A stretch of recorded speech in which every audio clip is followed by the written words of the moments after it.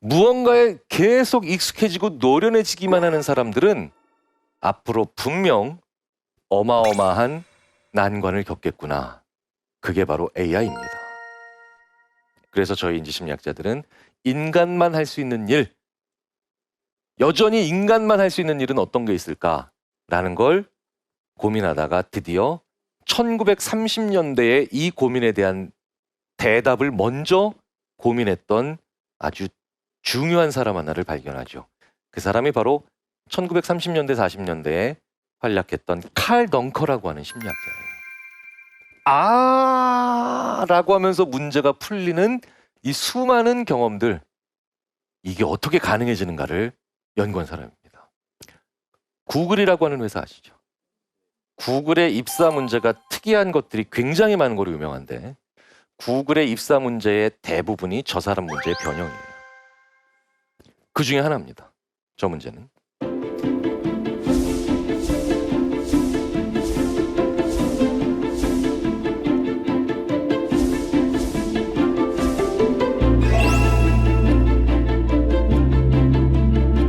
우리나라의 어떤 대학에 가서든 미국의 어떤 대학에 가서든 이 문제를 학생들한테 주면 이 문제를 해결하는 학생의 비율이 불과 10%예요.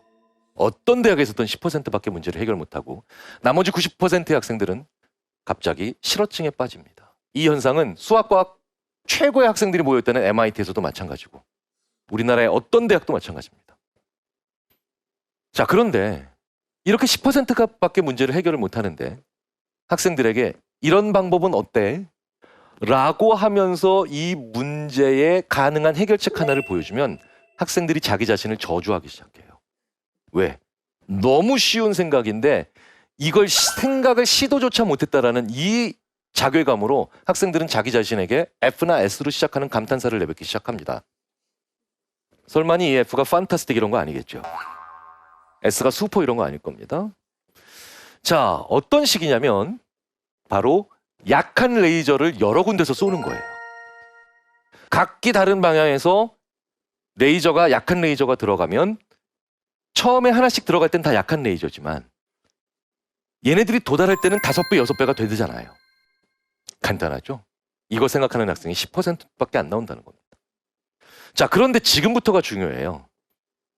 이렇게 대형 강의를 할 땐 제가 들어가서 학생들한테 왼편에서 보시는 것처럼 짧은 3분짜리 동영상을 보여줍니다. 이건 강의 내용과 아무 상관이 없는 내용이고 실제로 학생들한테도 그렇게 얘기해줘요. 아무 상관이 없는데 그냥 최근에 개발된 게임이야. 귀여운 장군 하나가 요새를 공격해서 함락을 해요. 그런데 어떻게 함락하느냐? 전 병력을 정문으로 돌진시켜서 함락하는 게 아니라 병력을 여러 군데서 동시에 분산시켜서 여러 방향에서 소규모 병력을 동시에 진입시켜서 요새를 함락합니다.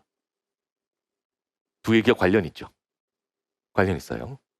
자, 저 3분짜리 동영상을 그냥 보여주고 자, 이제 끄고 이제 제 강의를 합니다. 한 10분 정도 했을 때쯤 갑자기 레이저로 종양을 제거하는 저 문제를 학생들한테 던져줘요.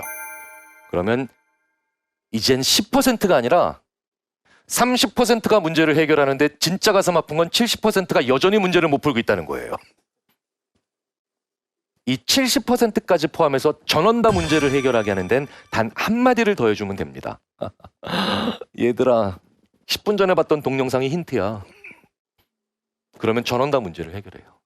지금 어떤 문제를 해결하는데 결정적 단서가 다른 곳에 있는 경우가 비일비재하다는 거예요. 근데 못 가져다 쓰는 겁니다. 왜?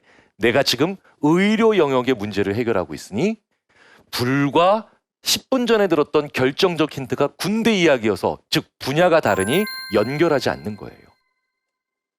연결형 인간이 얼마나 만들어지기 힘든다라는 걸 보여주는 거죠. 그리고 이건 여전히 AI가 못하는 일입니다.